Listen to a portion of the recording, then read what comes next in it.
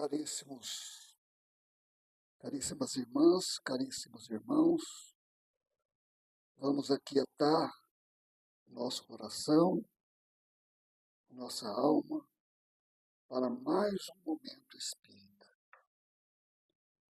E o tema de hoje é um tema muito bonito, muito rico, porque é sobre a reencarnação. E nós vamos falar sobre a reencarnação baseado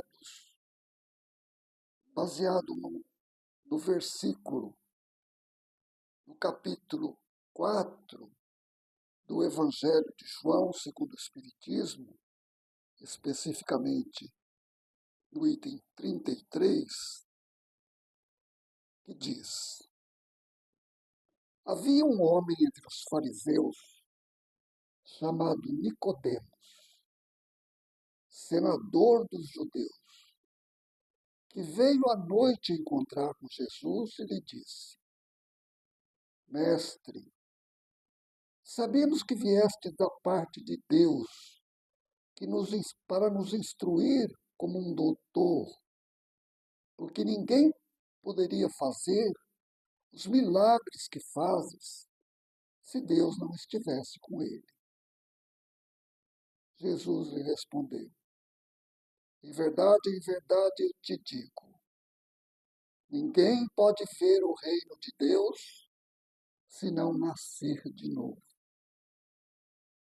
Disse-lhe Nicodemos: como pode nascer um homem já sendo velho? Pode tornar a entrar no ventre de sua mãe para nascer uma segunda vez?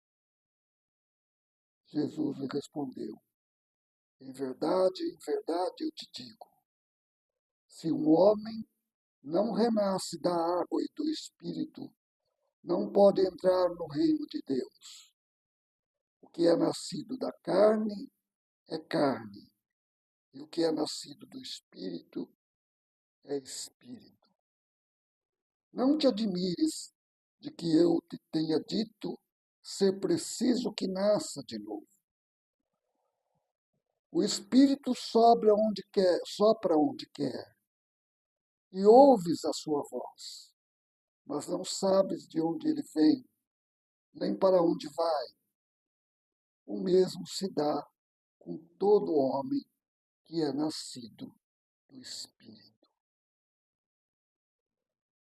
Ora, Nicodemos era uma autoridade em Israel. Ele era membro do Sinédrio, era responsável, era um fariseu e era responsável, como todas aquelas pessoas poderosas do reino de Israel, pela justiça, pelo governo, pela política e principalmente pela religião. A eles cabiam interpretar a lei de Moisés. Só eles podiam fazer essa interpretação dos textos bíblicos. E ele procurou Jesus à noite, certamente porque não queria ser constrangido a que alguém o visse procurando o mestre durante o dia.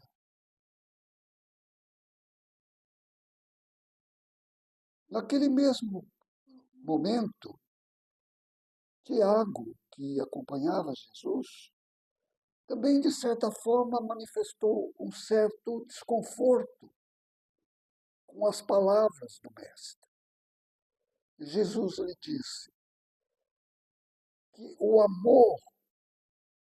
amor precisa estar acima de tudo, acima da justiça do mundo.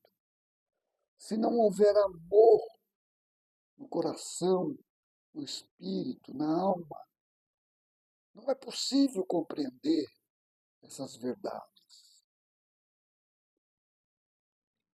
Mas o texto do capítulo 3 que acabamos de ler, ele, ele fala claramente da reencarnação. Não deixa dúvida. Porque o verbo na frase nascer de novo, no grego, tem o sentido de ser gerado de novo. Então, a doutrina espírita entende que essa é uma afirmação clara da reencarnação dos homens. O que acontece é que muita gente acredita em Deus e, de certa forma, até acredita na reencarnação, mas se sentem órfãos, porque, na verdade, não conseguem acreditar que tem dentro de si uma alma, um espírito. E isso é muito. É como se a lei da reencarnação ficasse guardada numa gaveta, onde só de vez em quando você abre e tira para dizer, não, há reencarnação. Mas ele é incapaz de incorporar essa verdade na sua vida. E isso é muito interessante, principalmente quando se trata da educação das crianças. Ora, muitas vezes Deus coloca no colo das mães os seus filhos para que sejam acolhidos. E é no seio da família que as crianças são educadas, são orientadas para a vida. E é no seio da família que, às vezes, não raro, descobrimos que a criança possui uma certa tendência, um certo comportamento que pode ser prejudicial para a formação do seu caráter. E os pais, por não acreditarem na reencarnação, para não acreditarem que naquela criança há um espírito que precisa ser educado, precisa ser orientado, como se na escola estivesse, deixam para lá. E a criança perde a oportunidade, aquele espírito perde a oportunidade de ter um esclarecimento, de ter uma orientação segura para o seu desenvolvimento espiritual, para a sua vida, para a sua encarnação. Surge uma questão que a vida, na verdade, é um processo de geração de coisas. Hoje, nós temos à nossa disposição as experiências de ontem, do passado, desde os vícios até os talentos, as nossas habilidades, as nossas virtudes.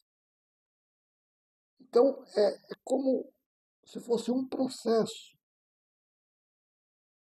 E na criança, ela está pronta para receber essa orientação, porque não se coloca leite fresco numa vasilha suja de leite azedo, porque senão vai azedar o leite novo.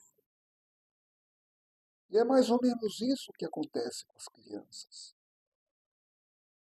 Ela está pronta para ser educada, para ser o seu espírito orientado para a vida, para que tenha uma encarnação frutífera, produtiva, construtiva, para que possa progredir na vida espiritual.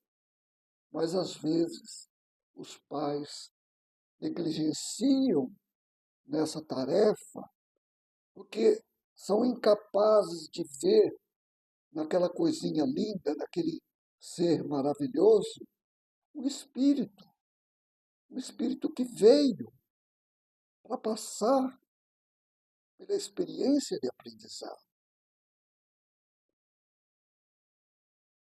Uma outra questão que pode nos ocorrer é a seguinte pergunta: onde está o reino de Deus? Ora, o reino de Deus não é um lugar circunscrito, não é um lugar como, por exemplo, nosso lar ou qualquer outro lugar específico.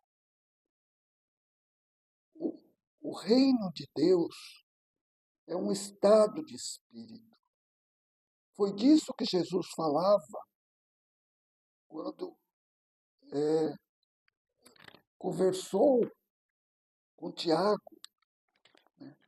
Seu coração, o amor, precisa acreditar que o reino de Deus está dentro de você. Ele está no coração do homem. E é por isso que nós temos que cultivar coisas boas no nosso coração, bons pensamentos, boas ações, a caridade, a fraternidade, tudo aquilo que pode engrandecer o nosso espírito, elevar o nosso caráter. Né? Nós temos que ter muito cuidado com aquilo que forjamos no nosso coração. E a grande questão é como construir em nós o reino de Deus. É através dessas ações, do dia a dia, da paciência, da tolerância, da doçura, de gestos delicados com a família e com as pessoas que nos cercam, e principalmente com a verdade, com a justiça, desejar o bem a todos, desejar paz, construir a paz ao nosso redor, por onde passarmos, deixarmos uma marca de, de esperança, de, de uma palavra de conforto, de carinho, de amizade. Uma outra prova da reencarnação que todos nós podemos, cada um tem a sua experiência, é quando nós nos encontramos, às vezes, com algumas pessoas que nos parecem tão familiares. É como se conhecêssemos aquela pessoa há muito tempo. O nosso entrosamento é absolutamente perfeito. Por outro lado, às vezes encontramos pessoas e, de antemão, parece haver um anteparo, uma coisa desagradável que nos incomoda, algo que precisamos romper para desfazer esses laços, esses nós que deixamos, porque com certeza são experiências do passado que estão no processo da vida, estão retornando para que sejam desfeitos, que a paz seja estabelecida e que reine a amizade e o amor entre nós e essas pessoas que às vezes nós repelimos. Então, meus queridos irmãos, com essas palavras e acreditando que a reencarnação é uma verdade absoluta, está absolutamente clara no Evangelho de Jesus e que deve ser uma esperança para nós que estamos nessa jornada evolutiva e que deve nos motivar a sermos cada dia melhor, a, a cada dia galgar um degrau nessa escada. É como se estivéssemos cursando uma quinta série e não vamos passar para a sexta série se a gente não se preparar, não estudar, não seguir o rito da disciplina para que possamos ser promovidos a esse novo degrau. Com essas palavras, eu me despeço desejando muita paz, muito amor a todos vocês, que a bênção de nosso Senhor Jesus Cristo, o amor do Pai estejam com todos e gratidão, gratidão sempre.